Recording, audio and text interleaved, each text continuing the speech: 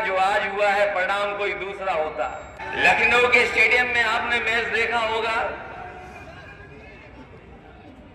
वहां इंडिया भी जीती और आपके पड़ोसी बॉलर ने सबसे ज्यादा विकेट लेकर के भी जीता। जब ये स्टेडियम बनाया था मैंने, तो ये स्टेडियम मैंने एक भगवान के नाम पर रखा था, एकाना।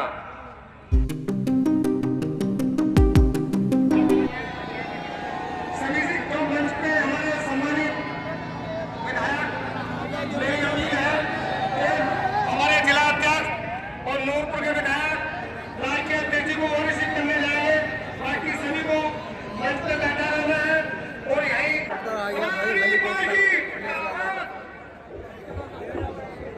समाजवादी पार्टी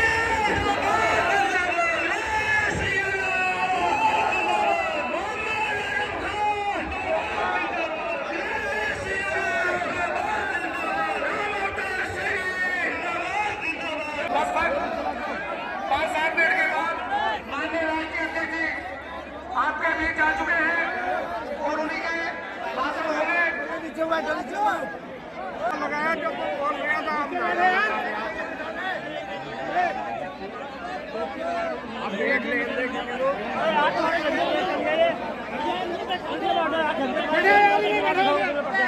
ये झोपड़ी मुकद्दर टूट जाएगा अगर जो साथ हिंदू मुस्लिम का छूट जाएगा, वरना आपस में रिश्ते रखिए प्यार के कायम, वरना ये भारत टूट जाएगा, ये भारत टूट जाएगा। इस कड़ी को आगे बढ़ाते हुए हमारे पूर्व कैबिनेट मंत्री पार्टी के विधायक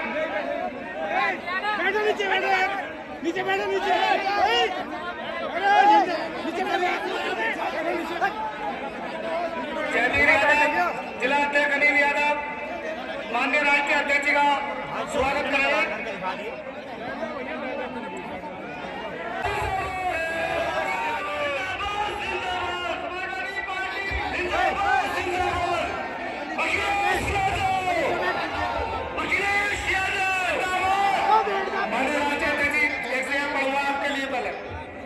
हमारे माननीय राष्ट्रीय अध्यक्ष जी दाते दिल की दवा नहीं करते, दाते दिल की दवा नहीं करते और वो किसी से गिला नहीं करते। वो भी कहते हैं बेवफा जो वफा नहीं करते, साजिशें पाक हुआ आसियाना तक चला नहीं करते और अगले अच्छी उम्मीद रखिए खुशी में गम रहा नहीं करते। बहुत धन्यवाद आपका, बहुत धन्यवाद।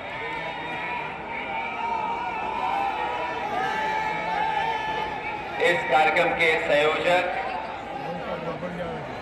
समाजवादी पार्टी के हमारे विधायक राम अवतार सैनी जी,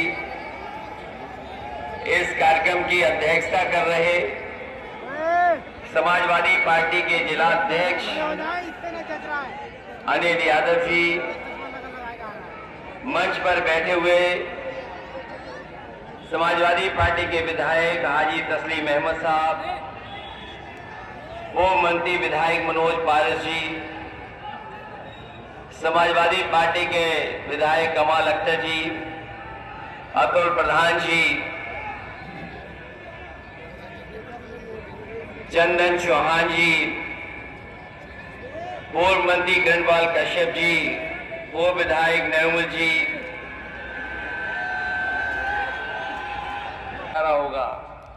जितना आप लोग हम मिल करके रहेंगे उतना ही देश मजबूत दिखाई देगा, उतना ही हमारा देश आगे बढ़ता हुआ दिखाई देगा। मैं इस सामाजिक न्याय यात्रा को बधाई देता हूं जो लेकर के निकले हैं और पीडीए को इन्होंने अपनी यात्रा में शामिल किया है।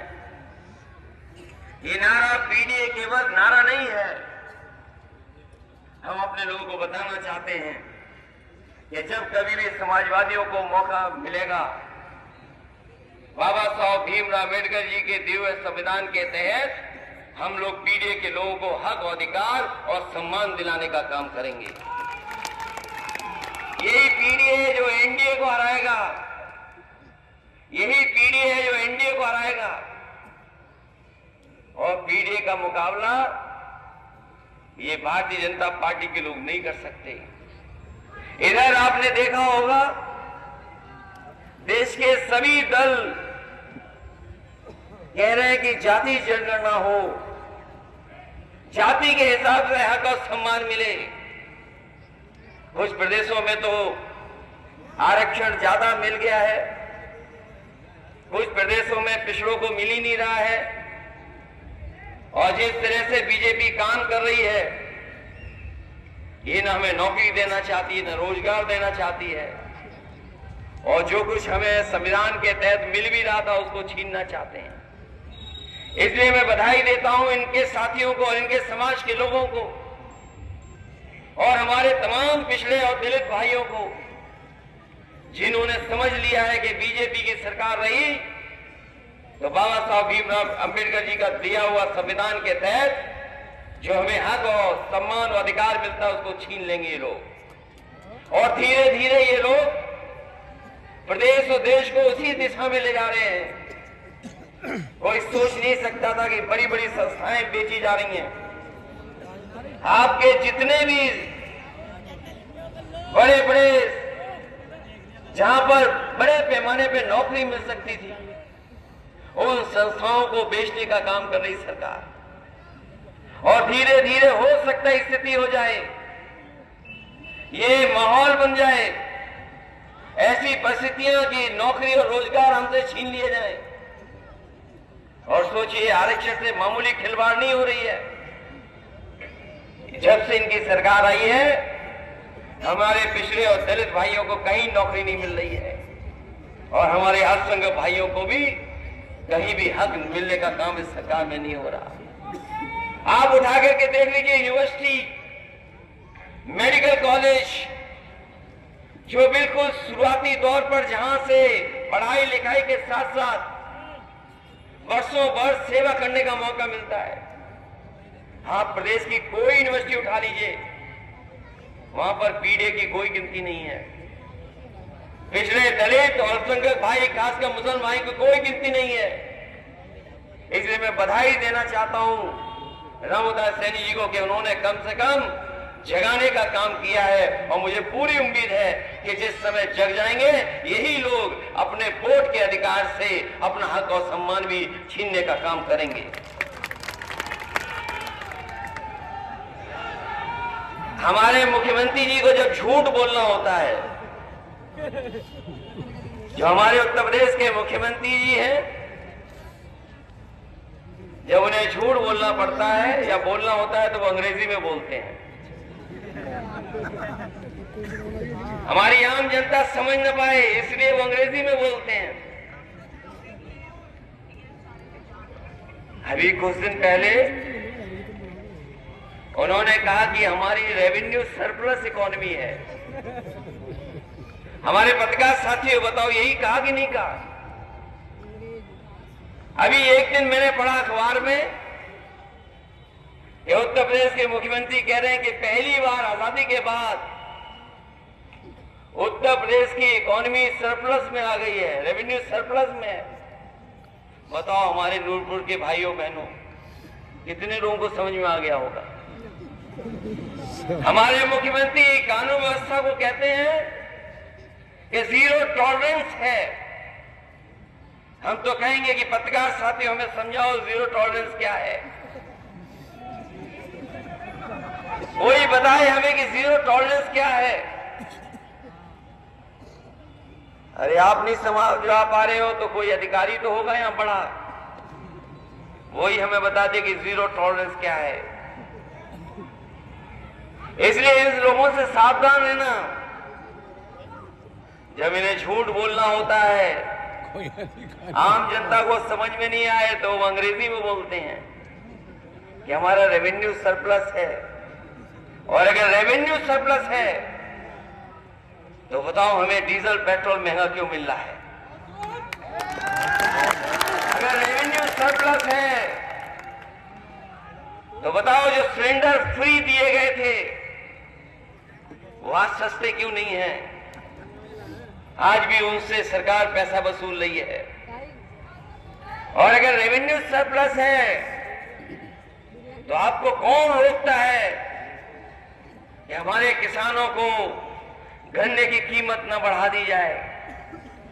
अगर रेवेन्यू सरप्लस है तो हमारे किसानों के गन्ने की कीमत बढ़नी चाहिए, और कम से कम इतनी बढ़नी चाहिए कि जितना बाजार में महंगाई है, कम से कम अगर वो गन्ना चीनी मिलों के पास भेजता है तो थोड़ी बहुत उसकी गरीबी दूर हो जाए। कम से कम गन्ने की कीमत इतनी देनी चाहिए सरकार को। और अगर रेवेन्यू सरप्लस है तो हमारे नौजवान एक खाली हाथ क्यों बैठे हुए हैं? नौकरी क्यों नहीं इनके हाथ में? मैंने विधानसभा में पूछा उनसे, उन्होंने जब अपना बजट पढ़ा और कहा कि उत्तर प्रदेश में केवल 4% बेरोजगार है, अनएम्प्लॉयमेंट रेट 4% है, तो याद रखना जब अंग्रेजी में बोले तो झूठ बोल रहे होते हैं। अगर हम उसको हिंदी में कर लें और समझने की कोशिश करें तो बीजेपी के लोग कह रहे हैं कि 100 में केवल 4 बेरोजगार हैं। बताओ नूरपुर वालों, हम बात ही मान लें कि न मान लें? 4 रोजगार क्या 4 ही बेरोजगार हैं क्या? किसी गांव में चले जाओ आप, हो सकता है पूरा गांव बेरोजगार बैठा हो खेती के भरोसे, किसी को सरकारी नौकरी नहीं मिल रही।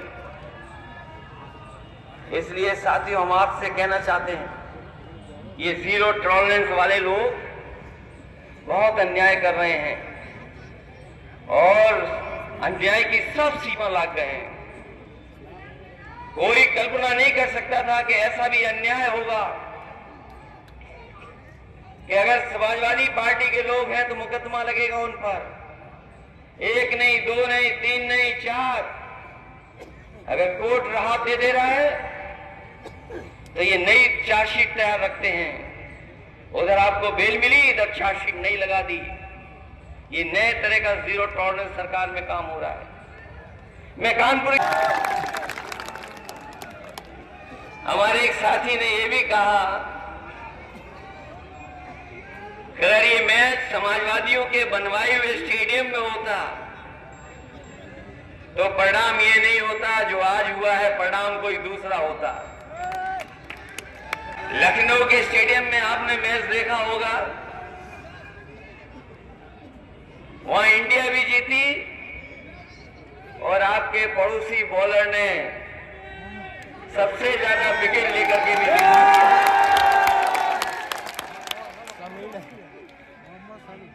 और अगर वो मैच लखनऊ के स्टेडियम में होता तो इंडिया की टीम को 2 लोगों का आशीर्वाद मिलता। जब ये स्टेडियम बनाया था मैंने, तो ये स्टेडियम मैंने एक भगवान के नाम पर रखा था, एकाना। जिला प्रवक्ता पप्पू भाई जिला कार्यालय की तरफ से वो भी अपना स्वागत करेंगे, और हमारे सभी जो माननीय विधायक हैं और हमारे जिले के विधायक माननीय राज एपीसी का माला पहनाकर स्वागत करेंगे।